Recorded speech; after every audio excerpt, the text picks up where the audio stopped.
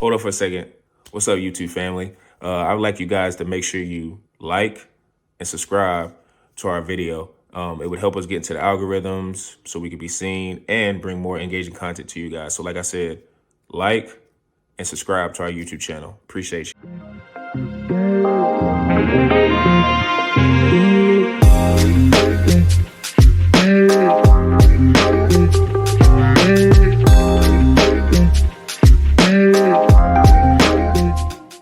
Transition to our last topic with really quickly with Dan Hurley and the Lakers. Like I was telling the guys, I kind of just caught up on it Monday because, I was getting alerts about it and I was seeing, all kind of different fodder with Shams and or Woj and his whole ESPN conglomerate. And then you got Shams and his story with JJ Redick. It's just a lot of stuff. But my question is, I wanted to ask the guys, who do you think would be, because Dan Hurley obviously, spurring the Lakers, but who do you think would be a good coaching fit for the Lakers? And Zoo, you can go ahead and start this one if you want to. Sweet. Before I dive in on a potential good candidate, I just want to bravo Dan Hurley for playing the media game, because that's pretty much all it was. He was never gonna, because I remember when the first reports happened, because I this is the timeline of the reports. Shams a week before, he reported that JJ Redick was number one on the target of become the next head coach of the Los Angeles Lakers, and they did like a first interview, and pretty much it was looking like JJ Redick was going to be the eventual head coach. And then a couple days later, Woj drops the bomb. Dan Hurley is going to become the Los Angeles Lakers' number one target, and they're going to give him this massive contract and long-term contract. And I'm like, okay, something's obviously going on right now. $70 million. There's some media finessing right now, right? First, if you look at Woj's background, he wrote a book about Dan Hurley's daddy, Bobby Hurley, and they had a relations as younger people. Like Adrian Wojnarowski and Dan Hurley knew each other when they were younger. So they have an extremely good relationship. So obviously, when he says sources, he get directly sources from Mr. Hurley himself. So there's some canoodling going there. And obviously, Hurley just signed a contract extension. Probably want to finesse the UConn Huskies to get a little more money in his contract. So this is an obvious leverage play, saying this is a great opportunity with a great franchise and all this and all that. And I'm just like, bro, I don't buy this one bit, especially with the timing of the league. And then it's too convenient. Exactly. And they said his decision is going to be made on Monday. I'm like, boy, you already made the decision. The Lakers gave you the offer, and you're like, I'm good. I ain't going to become a scapegoat for LeBron James and the Los Angeles Lakers. We've seen the past couple of coaches come in and out. Frank Vogel, NBA champion, come in and out. Darvin Ham, come in and out. So, dude, and you got a dynasty in the UConn Huskies, and you might be the first head coach since John Wooden to get a three-peat. A three-peat in the modern era when kids are not staying as long as back in the day where people stay 3 to 4 years. No brainer, man. Let him take it. And he's mentioned in interviews, aka it was actually kind of funny. He was on JJ Redick's podcast, and they were asking about future career aspirations, and he said money is not the biggest motivation for him. A lot of it's he's a true hooper. Love the game. This guy played college basketball. This guy was a point guard. This guy, his daddy was a head coach. Exactly. This guy is true passion basketball. Ball is life. So he built in UConn ain't an accident. He built that program up from being obviously they got a great legacy, but he built that program back up. He would probably rather retire, Zoo, rather than leave UConn, to be honest. With the potential, I'm gonna give you a prediction right now. In the future, I think Dan Hurley is gonna take an opportunity in the NBA. You think I believe that 100%. Because he's got the ego. I'm fucking that guy. I think I can build an NBA team. He's an alpha dog. He a little cocky, got that Kobe mentality. This guy is he's as a coach. Yeah, he's very for a head coach. He got that swagger. I'm awesome at coaching basketball, and I believe in my abilities. And people say he wants to test his ability in the pro, but the timing right now is not. It's just not the right time. You go for a three-peat, have a couple more years with UConn after that contract expires, after he gets the bag over there. then who probably pivot to the NBA and try to build up a program for younger players. And not for the Lakers. Yeah, the current Lakers team. Yeah, the current Lakers regime. Go back to college too. So like whenever he feels like going to the NBA, if he doesn't do what he can always go back to. I mean, I don't know about Nick Saban. He can go back to another. Yeah, there you go. Yeah, you can always go back. So like that whole situation, I found it hilarious, especially with the timing of it. But he definitely used the media as a leverage play. And I don't know if it was also trying to make the Lakers look a little, we got Dan Hurley. Like, this is a potential, like, big time. I think they stole the headlines that day. They stole the headlines from the NBA Finals that day. Like, Rob, but I also think I was also reading that I think, so with the Lakers, like, if we're talking about Woj and Shams, I think they were saying, Woj has a relationship with Pelinka and Buss, like Jeannie Buss. He has a relationship there. Whereas Shams' relationship primarily is with LeBron and some of the players on the team. Yep. So, like, to your point about the Lakers wanting to get out and be like, like, we're going after Hurley. Like, they kind of, to your point, it was a leverage play. And, it's the media wars with Shams and Woj. But go ahead. Yeah, exactly. And I remember when Woj's words were very, like, particular, like, massive, going for a big, it's pretty much showing this Los Angeles Lakers team, like, we're going for a big time coach, trying to make the Lakers look like a more respectable organization. Be like, like Dan Hurley, like, appreciated offer, high consideration. Like, this is a great opportunity for him, once in a lifetime opportunity. All this is just gassing up the Lakers brand. Like this is a straight up Rob Pelinka, like, love it. Like, I'm that man. I'm taking a big risk and it is just making the Lakers look better than they actually are. Exactly. That's pretty much, it makes that, it's like kind of a play of both sides. And obviously when the news happened, like, my back, I scratch yours. Exactly. That's so when I saw the news, I'm like, Dan Hurley, like, he rejects it with a big little grin on ESPN. That headline, I'm like, okay, yeah, you suck him. He playing this nice game, and I appreciate the play. And Shams is just there, be like, Hurley, that was never happening. He's just like, you kidding me? Shams back too. Saw through that BS, and he's saying JJ Redick. So that's still my prediction. JJ Redick is going to be the head coach. Mm-hmm. And for me personally, as a head coach right now, because I'm sick of the coaching carousel of failed head coaches. Yeah, I kind of like the idea I'm with you on that. Of giving a guy an opportunity. Well, like, even Darvin Ham, he failed, whatever. I like giving assistant coaches or maybe a new guy an opportunity of trying to prove themselves. Because right now, like Mark Daigneault from the OKC, he was never an NBA head coach, and he's doing an absolute terrific job right now. Yeah. So you never know these guys until, like, I don't know, these guys like Doc Rivers. I'm like, that dude failed multiple times. So I'm done with Doc Rivers. I'm giving new guys exactly. Like these guys, like okay, yeah, he's a nice coach or whatever. Bruno. It's just a straight recycling bin. That this coach goes down, let me hire him. He won a championship, so he got to be a decent head coach. Yeah, he's a championship head coach. The Mike McCarthy syndrome, man. I'm like, no. Like, I think the only one we can agree turned out a little bit better was the Mike Brown resurgence post LeBron. He definitely had a resurgence. Yeah. Oh, yeah. He definitely took a. I mean, he won a championship with the Lakers, so his resurgence back into the league, like, it wasn't like he was chopped liver. I mean, it's just the pressure cooker of Lakers. Bubble, like, Sean. He won the bubble. All right, let's give him a. But I mean, he got the championship, and he was good with Indiana. I don't know why he got let go in Indiana. He was objectively good. He was good. Indiana. His defensive schemes were very, very good. But for me personally, like, fresh blood is what I want for the NBA, because there's only 30 jobs at NBA, so there's only so many positions for opportunities. For me, like a guy like a Sam Cassell, who's been an assistant head coach for years now under different teams and different ownership. So this guy, I like guys that are paying their dues as like assistant head coaches and going through that grind, because that is a grind. Like, assistant, that ain't a sexy job, because you don't get any of the praise, like none of the praise. Like, you are the guy in the background working with the players, working with head coaches, giving them advice. Pretty much, you're the guy in the back end, and you get none of the credit, and you get, like, no one knows your name. You ain't a household name. So I feel like a guy like that, give him a job, or at least give him an interview and doing some due diligence with these assistant coaches that have done many, many years. While the prospect in JJ Redick, that's just a straight up connection. That is you know what it reminds me of? That time, like, come on now. LeBron James, JJ Redick podcast starts at that ideal. No, they're not airing it yet. They're not airing it. Yeah, they're delaying it now a week. JJ Redick and LeBron. I'm like, that timing is too convenient. And when they say, "Oh, JJ Redick's like, oh, we haven't talked about," man, that's a whole lot of BS, man.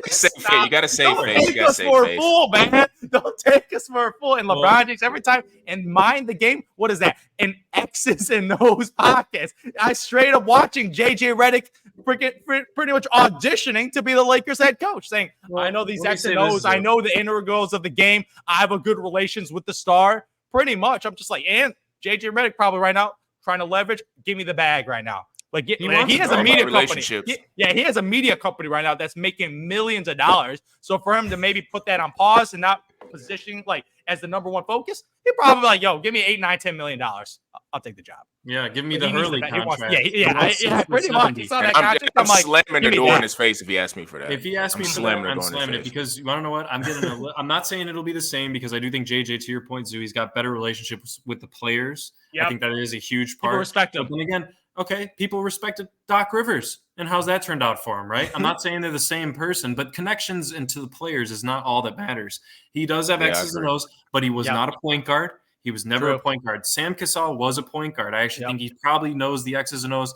And the league, the coaching in this league right now, he has been in it for years. JJ Redick, he talks about it. He talks to the players. Yeah, he's a podcaster.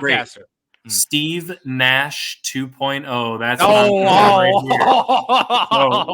why I'm a little nervous. That is might be a really good comparison. Because that dude was a definition of one of the worst coaches I've ever seen.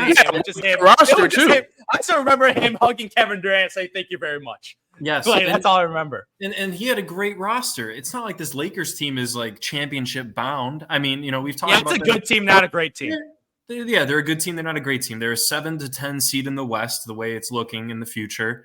I mean, like I said, we're not talking championships. So Sam Cassell was mine. I know JJ Redick is likely the favorite, but Sam Cassell is my top. I also like James Borrega, the Pelicans assistant, who's been also interviewing with the Cavaliers. Who's the coach at though? Hornets, right? Hornets coach for a little bit. He was the head coach. I think he was the Hornets. Yeah, for a bit. He did a good job. But once again, you could argue that he kind of he had the head coaching job, and then he had to bite his own ego a little bit and do what Mike Brown did when he went to the Warriors after his whole stint as a head coach. Just relearn, kind of grow with the new team.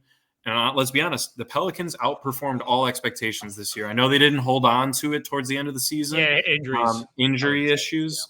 But you're talking about another solid coaching candidate, which is coming from having head coach, but being more so of an assistant type guy for lack of better words. But yeah, man, James Borrega. I mean, I've also seen Jay Wright being thrown around. I think he's 60. I'm telling you, that guy's doing television. Zero stress. You want to know what? I just saw this. He was Dan Hurley before Dan Hurley. He was Villanova. He made that program into a And remember, Zoo, just like UConn was great in years past, and they had that lull. Yep. Villanova was the same exact way. Their lull was a lot longer, but he brought them back with much less talent than what UConn has had. Yeah, and his players play well in the NBA too. His guys all turned out to be pretty great players. Maybe his development, they might have not turned out that great. His development of his guys, but he had some significant NBA talent when he won. Arcidiacono? Yeah, he was a great player. Okay, no, I ain't talking about that. I'm talking about Jalen Brunson. Okay, Jalen Brunson and Josh. I'm talking about Mikal Bridges. DiVincenzo, I don't think I don't think he was a high major recruit. He's probably a major recruit, but no. I mean, the only guy you probably could say was a high major recruit for them was probably like Brunson or Mikal, and I'm not even too sure on that. Brunson was highly rated, but like Josh Hart, I don't think he was a high guy. No, so I mean, look. You could talk about Jay Wright. I think he's kind of went on that same long shot as Dan Hurley, but he's an even older version. He's kind of retired from coaching. I feel like he's. You know what? He'd be a good filler, but not with a team that's kind of on their last leg of potentially competing. I don't think that he's the kind of guy to bring in for that. Well, I think Sam Cassell is the guy that they got to go for over the glamour of JJ Redick. Yeah. See, I'm not mad at Sam because I think from the jump, once Darvin Ham was let go, my whole thing was they need to get a coach, and I didn't even know Dan Hurley was going to be a guy who was going to be an option, and like Zoo just laid out, like that was just more of a leverage pool. Yeah. But I think that the Lakers need to look at a situation in terms of their head coach. They need to look at that situation and be like, what is going to be best for the Lakers post LeBron? Because I do understand, or I mean, not me understanding this, but I think the basketball world at large understands LeBron probably only got 2 to 3 more years left, max, right? Mm-hmm. So to me, if I'm the Lakers and you've seen what we've done since Phil Jackson, you just axed every coach within 3 years, right? You're looking at yourselves in the mirror and be like, okay, what do we want to do as a franchise? Because the one thing you can say about the Lakers, not Rob Pelinka per se or Jeannie Buss, but their draft and their people who run scouting, they do a really good job because they get guys in there and they develop them and they have an eye for whether they're getting stars. Like you said, if you just go down the list, they got D'Angelo the first time around. They were able to get Julius Randle, Brandon Ingram. They found Josh Hart. Lonzo was working a little bit, but then he got hurt. Alex Caruso, Austin Reeves, and I know you guys want to laugh, but Zubac, but THT is a role player in this league. He can play, and he was a second round pick that they bought. He was a second round pick. He's a role player in this league. He's in an 8-man rotation. He's not a star, but he's I was a little high. He's a nice little role player. He's a nice little role player. And you got to think about it too. If you look at THT and how he played in college, he's a 6'3" guy who was 240, who just had super long arms. He was a small forward. Desmond Bane. That's just the scouting. God. Desmond Bane, but can't shoot as good as him. Sure. But anyways, Desmond Bane's cash money, man. He cash money. He's a 5-year, 200 Mac type of guy. Yeah, he's a way different tier player. But they have a good scouting department. Whoever runs that department, they're good at that. So to me, I think if they have the capital, which they was talking about wanting to trade picks, and they didn't do anything at the deadline, which I think was smart because I think Rob Pelinka, who I don't know how long he's going to be in that position. I really don't. He's kind of on thin ice right now. It's kind of been tough for him. I know he's made some great trades, but it's the Lakers, and it just hasn't been – he hasn't been able to connect in terms of, like you said, keeping the coaches in place. So to me, their focus needs to be getting a coach who is ready to come in and build. Now, with Hurley, I know there was a lot of hoopla around him, but I wasn't a fan of that hire if they were going to make it because I don't care what nobody says. All that beating my chest and running around, you're not cutting that off in the NBA. No. You're going to try to do, and everybody says, well, he would be able to talk to. It ain't even about LeBron. You're not doing that to no NBA guy. No. You're not going in there running around talking like I'm the mad scientist. Who in the NBA does that now? Tom Thibodeau yells and stuff, and he runs his players. And he gets his guys into the playoffs, but I bet you his players would probably say Thibodeau's not like that in practice, or Thibodeau, he's just demanding in the game. But I'm saying Thibodeau's the only guy that's getting that off. And I'm going to tell you, he's about a year or two from getting axed in New York, because if you keep running my guys into the ground and we're only getting to the conference semis or the conference finals, what use do I have for you? So to me, it's Hurley is a great X's and O's guy, but more than any other league, NFL, NHL, MLB, any other league, it is about being a massager of player egos in the NBA. You got to have a balance of doing that like a Doc Rivers, but also being a great X and O's guy like an Eric Spoelstra. Eric Spoelstra, great X and O guy, but he also knows how to handle stars. He knows how to talk to stars. He's had Jimmy Butler. He's had LeBron James. He's had Dwayne Wade. He handles stars well. You got to have that balance. So to me, the Lakers, I'm not saying you need to find a guy who's just strictly X and O's, but you got to find the perfect fit of, hey, we got a guy who can get us into great plays, great sets, great after timeouts. You need all that, but you also need a guy who can relate to LeBron and Anthony Davis, because even when LeBron leaves, and even if Anthony Davis leaves in free agency, I'm not saying the Lakers are going to continue to build the 3-star model, because that's going away. You're not with all the aprons and all the stuff I've been hearing about how it's going to be more difficult to do that. You're not going to be able to do that. So you're going to have to learn. The league is setting up for you to draft your guys, build them. So you need to get a coach within that focus. So to me, I like the aspect of getting a coach that's in a Dan Hurley mode of wanting to build, but not so fiery. So like I said, Sam Cassell is a good option. People have been bringing up, and I just read about him yesterday, David Alderman for the Denver Nuggets. He's a guy who's an assistant for them who has been respected as a guy that Michael Malone, who's actually worked with LeBron back in the day, as a guy who's kind of his, I wouldn't say protege, but as an assistant who has the right type of temperament and skill set X's and O's wise, that could be a great fit for a potential head coach. I like someone like that, someone who has paid their dues, who has been in a championship environment. And if you were put them with another franchise who aspires to win championships, then that could be a good marriage. I'm not a fan of JJ Redick because to me, I don't getting online and talking about X's and O's. Nobody's saying he doesn't know. Nobody's saying he doesn't know the game. He obviously knows the game. But it's dude, you can't set a precedent of just letting guys even though he's played in the league, respect to that. I'm not saying it's disrespectful, or I'm not trying to disrespect him and say like, hey, all you did was play in the league. Like, no, that's a big freaking deal. But there's a process. It's more to coaching than just coming in, putting your hands in your pocket, wearing a nice suit, and just acting like you're calling plays. Like, you got to be able to like. That was Steve you got to be able to manage. Yeah, and to your point, that was a great comparison. Like, it could turn out being Steve Nash 2.0. And to Zoo's point also was like, dude, there's guys who have bided their time in the league. Give them a chance. Stop recycling head coaches and other head coaches who have failed at other places. Like, I just don't understand. And the Lakers, to me, and this is it speaks more to just their management, like Jeannie Buss, that whole, it's just like, it's a theatrical show. Yeah. It's just a show.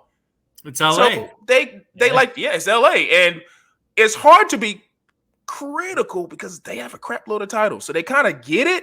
And it's hard to be like, say, if I was a Hornets fan or if I was a Magic fan, it was like, look at the Lakers, a clown show. Well, what has your franchise done?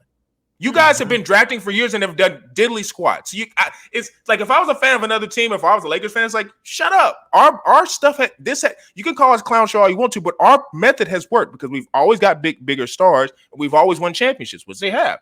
But on the other side, it's like, there will be a life after LeBron James. So like, what is your plan? Do you want a coach that only handles stars? So then when LeBron retires or leaves the Lakers and then Anthony Davis ends up going somewhere else, you're going to have a guy who handles stars and he's got a bunch of role players? Like I said, the Lakers, I'm more the one that looks more on the positive side of Lakers because they've always drafted well. And even though, like, the Pelicans deal, I know people say, like, oh, they got to draft the Pelicans. But, I mean, that deal's about to be they're almost over that deal. Like, it's not like the Pelicans have their picks till 2036. Like, and a lot of it at the end of this is just swaps. Like you said, this year, it's pick swaps. So, like, they get it this year, and then the Pelicans get it the year after that. But it's like that deal's about to be up, and they'll still have draft assets for later, and they draft well. So, to me, it's like, let me look at Austin Reeves. I think Max Christie is a guy. He just don't get minutes. Like, from Chicago? I mean, Hood Schifino, like, we'll see. He was injured a lot last year. But like, he's a nice guy. That pick looking like a miss because the guys after him, they were all productive players. Yeah, they were all good. And I think the Lakers really wanted Keontae George. They just couldn't get him because I think Utah got him. But we'll see the jury still out on Hood Schifino. Like, they got other guys. Like, I mean, Austin Reeves was undrafted, and they developed him into a 4-year, $80 million nice starter. A nice starter. Yeah. Well, I think you should say LeBron developed him into a nice starter. Well, but I still think Austin Reeves could be really good. Like, now LeBron. Yeah. But if he didn't have LeBron coming in. No, if he didn't have LeBron. But I think if David, like, LeBron leaves this year somehow, and Davis is still on the team, I think Austin Reeves, I mean, his numbers are obviously going to be like 16 points a game. Yeah, he'll still be pretty good with someone like Davis. So I trust their scouting department. Like, they'll be fine. As long as they're keeping those people together, they'll be fine. It all comes down to put your ego aside, stop star chasing, and get a coach who's going to come in and players respect. And you can have a guy who's going to want to build because you're going to have to build. It's not going to play forever. Sean, like, they don't want the boring hire of Sam Cassell, man. ET himself, they don't want to hire. I mean, it's probably going to take, if you hold a gun in my head, it's probably going to be Redick. And have a blast, bro. Just have a blast. Have a blast with that hire. Yeah. So enjoy the first 20 games of the season, and then you're back to podcasting. Enjoy. Like if you want to look at it from a glass half full, it's like, okay, they get whatever they get out of LeBron in the next 2 years. They go to the playoffs and they just get beat because obviously it's not X and O's. They have a better team. And then LeBron ends up retiring or going to a different team.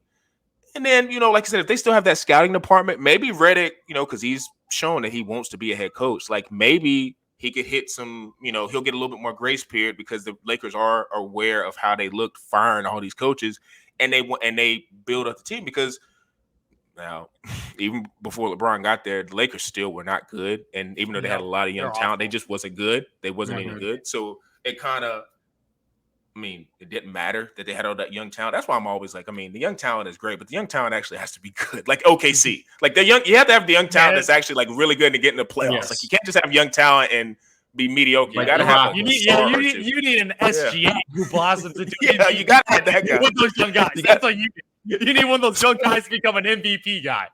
So too, like, if this, like, I know Dallas is still playing the finals, but like the perfect storm for JJ would be like, okay, say Luka's like, they get to the finals, they get beat by Boston, and then they don't do anything after that. Luka's like, I want to go to LA.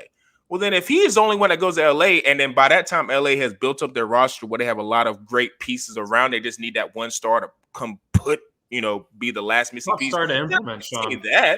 I could see that. But like, if that is not the scenario that you're going for, then, I'm going to need you to get a coach that's ready to build it, because I'm sure the coach, and this is the last point when Zoo was talking about Hurley, I'd never believed the story. And I think Hurley's used him as a leverage play. So to me, I think that, if not say Hurley, but another coach, college coach that was like respected and was ready to go to the NBA, I think they would take the Lakers job, because they do understand that.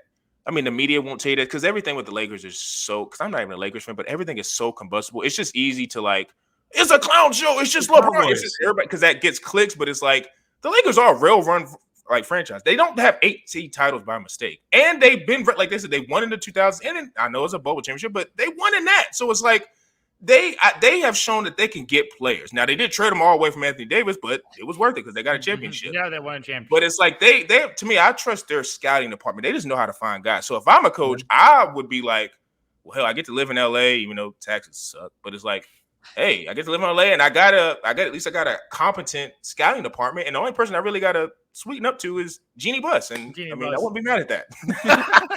Hey, whoa. Kuzma's probably listening, man. Kuzma's probably listening. Might be. I might get an angry DM. Funny that you left that name off the list of good scouting. I forgot. Once he went to Washington, I just Kuzma. I lost all of him. Yeah, I forgot about Kuzma. Yeah, but when he like a second round or like late first? He was a late first round pick, but he was one of the better late first round picks. Yeah, and that's not by accident. They've done this not by for you. So drafting guys like this takes a lot. Actually, I need to give. I'm gonna put in the show notes. I'm gonna look up who the scouting director or whatever, whoever it is for the Lakers, because he's a dude. He or she is a dude. So it's just Jeannie and their whole operation. Linda Rabbits. They're the ones that are a little. They're out of whack. So I don't know. We'll see. But like you said, if I had to put money on it, it's probably gonna be JJ. So good luck, Lakers fans. I hope you guys are happy with that. But that's it for the pod today. We will definitely be getting back to you guys next week. Maybe the series will be over. Who knows? But like I said, it's going to be a dead period after that until the Olympics. So make sure you guys are tuned in to Tyson Talks on Instagram, Apple, Spotify, on any of your audio platforms. Make sure you rate and review us so you can get us in the algorithms. Quantrell knows on YouTube. I'm posting clips on there as much as I can. And for me, Zoo and P. Bush, we are out.